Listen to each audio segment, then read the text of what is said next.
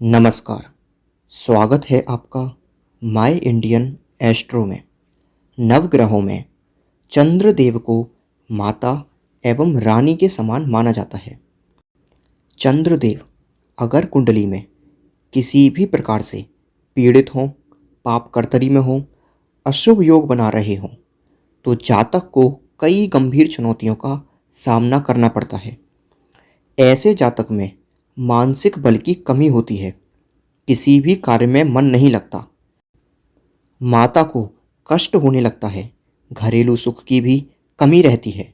यहाँ तक कि चंद्र की स्थिति बिल्कुल ठीक ना हो तो व्यक्ति पागल या मानसिक रूप से बहुत कमज़ोर हो जाता है। वहीं अगर कुंडली में चंद्रदेव राजयोग कारक बन जाए तो कुछ साधारण से उपाय करने और रत्न पहनने से इन राजयोगों का लाभ प्राप्त किया जा सकता है।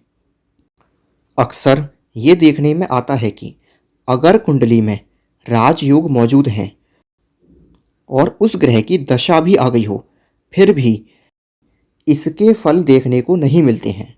ऐसा सिर्फ इसलिए होता है क्योंकि कुंडली में राजयोग बनाने वाले ग्रह का एक्टिव होना भी जरूरी है।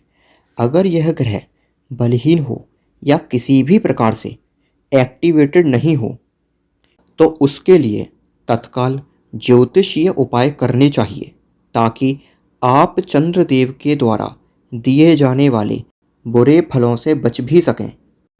और अगर चंद्र कुंडली में अच्छा फल दे रहा हो तो उसका वास्तव में पूरा पूरा फायदा उठा सकें। यानी ऐसे में आवश्यक है कि कुंडली दिखवाकर चंद्रदेव के रत्नों को धारण किया जाए।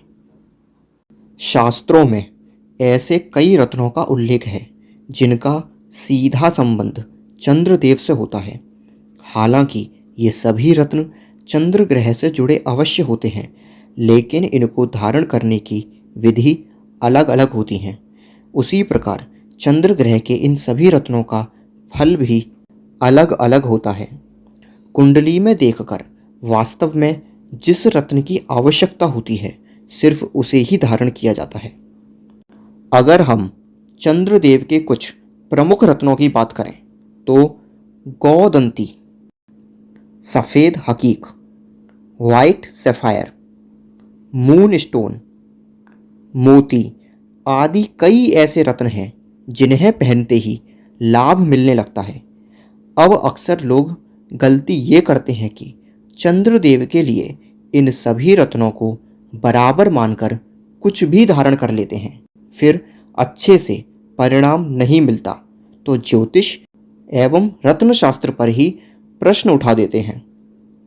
सबसे पहले आवश्यक है कि कुंडली में चंद्रदेव की स्थिति को देखा जाए और उसी के अनुसार ही इनमें से एक विशेष रत्न वैदिक विधि विधान से धारण किया जाए।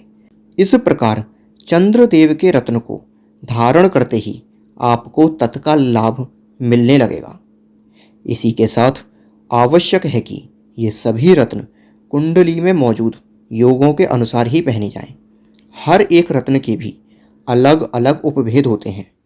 कुंडली अनुसार इनमें से सही प्रकार के रत्न को चुनकर वैदिक पूजा के बाद उचित मुहूर्त में धारण करते ही ये सभी लाभ 24 से 48 घंटे में ही प्राप्त होने लग जाते हैं।